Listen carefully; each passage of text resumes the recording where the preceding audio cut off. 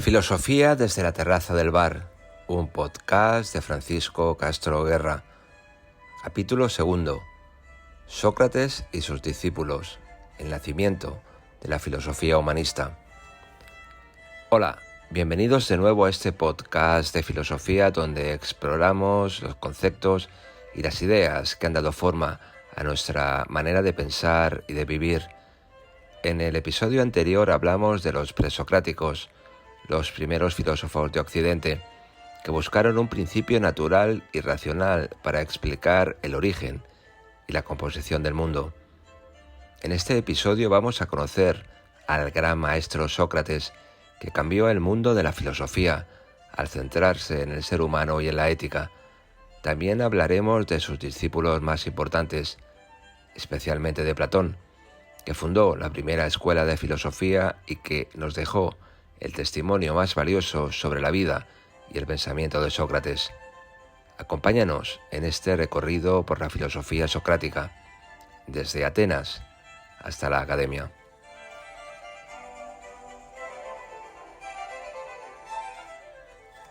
Sócrates nació en Atenas alrededor del año 470 a.C., en el seno de una familia humilde. Su padre era un escultor y su madre una comadrona. Recibió una educación básica que incluía música, poesía, gimnasia y gramática. También ayudó a su padre en el oficio de la escultura, pero pronto se sintió atraído por la filosofía.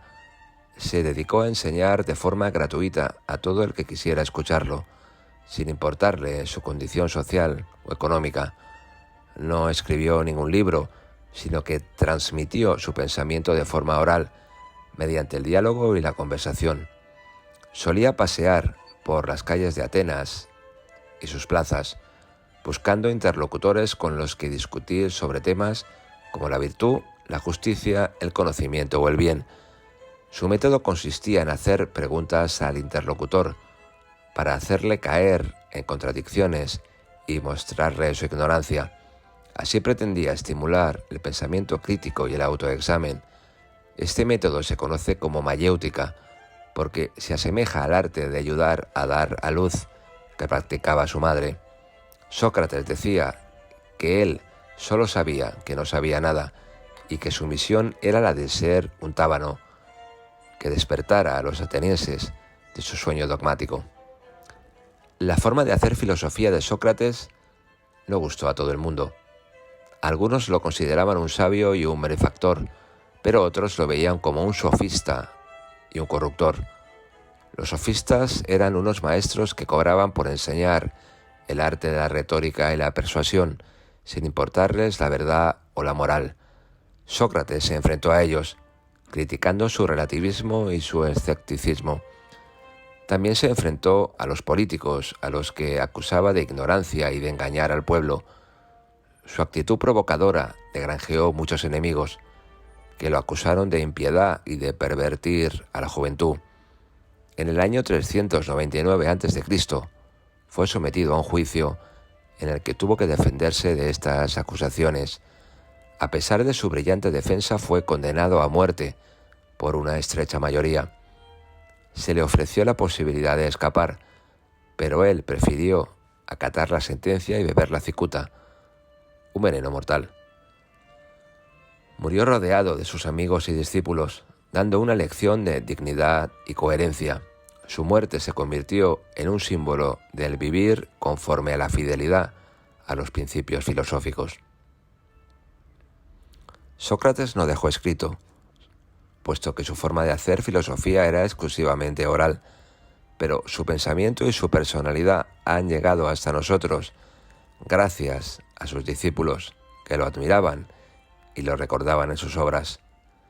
Entre ellos, el más importante fue Platón, que nació en Atenas en el año 427 a.C., en el seno de una familia aristocrática.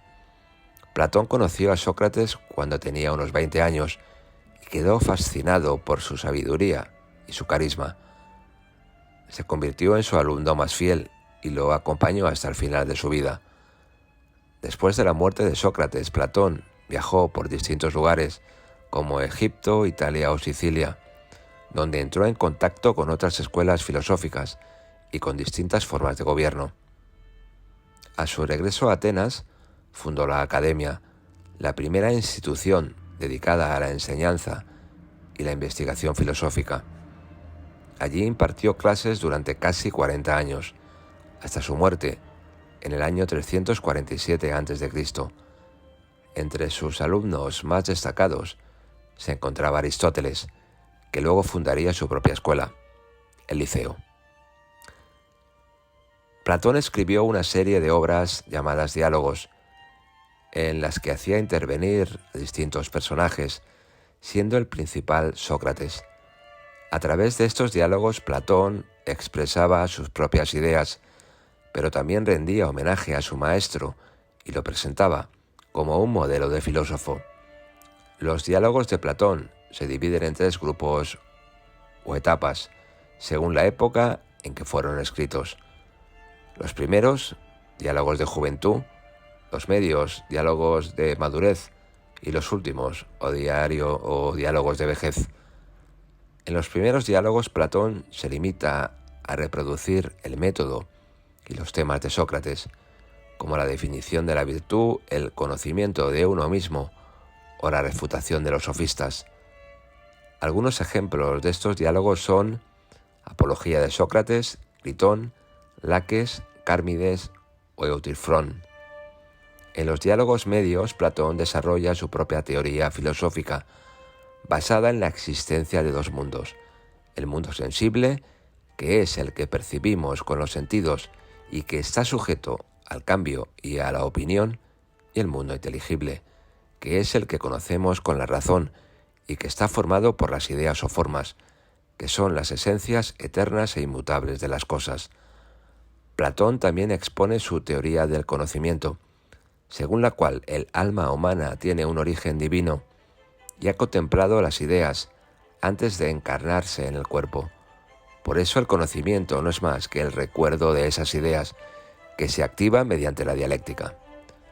Asimismo, Platón nos plantea su teoría política, en la que propone un modelo ideal de Estado, gobernado por los filósofos, que son los únicos capaces de acceder a la verdad y al bien. Algunos ejemplos de estos diálogos son Fedón, Banquete, República o Fedro. En los diálogos últimos, Platón revisa y matiza algunas de sus teorías anteriores, introduciendo conceptos como el ser, el movimiento, el tiempo o el espacio. También se ocupa de temas como la naturaleza, la ley, el arte o la religión. Algunos ejemplos de estos diálogos son el Teteto, el Sofista, el Político o Timeo. Platón fue el discípulo más influyente de Sócrates, pero no el único.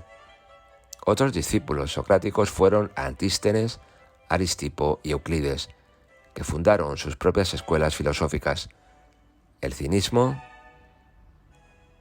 el hedonismo y el megarismo. Estas escuelas se caracterizan por dar más importancia a la ética que a la física o a la lógica. Los cínicos defendían una vida austera y natural, al margen de las convenciones sociales y de los placeres materiales. Su representante más famoso fue Diógenes de Sinope, que vivía en un tonel y se burlaba de los poderosos. Los hedonistas o cirenaicos sostenían que el fin último de la vida era el placer, entendido como la ausencia de dolor y de perturbación. Aunque su fundador fue Aristipo, su representante más famoso fue Epicuro de Samos, que fundó su propio sistema conocido como epicureísmo en una comunidad llamada El Jardín, donde enseñaba a sus seguidores a disfrutar de los placeres moderados y a liberarse del miedo a los dioses y a la muerte. Los megaristas,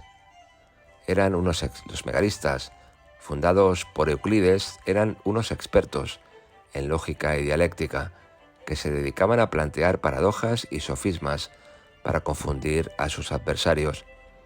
Su representante más famoso fue Eubúlides de Mileto, que formuló paradojas como la del mentiroso o la del montón. Estos fueron algunos de los discípulos de Sócrates que continuaron su legado filosófico y lo enriquecieron con sus propias aportaciones. Sócrates fue un filósofo excepcional que cambió la historia de la filosofía al centrarse en el ser humano y en la ética. Su método mayéutico nos enseña a cuestionar nuestras creencias y a buscar la verdad por nosotros mismos. Su vida ejemplar nos muestra el valor de la coherencia y de la honestidad. Su muerte heroica nos inspira el respeto por la ley y el amor por la sabiduría.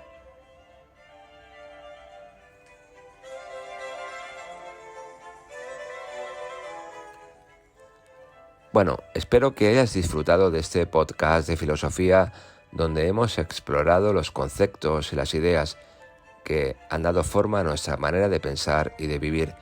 Si te ha gustado, no olvides suscribirte y compartirlo con tus amigos. Nos vemos en el próximo episodio, donde hablaremos de Aristóteles y su filosofía. Un saludo. Hasta pronto.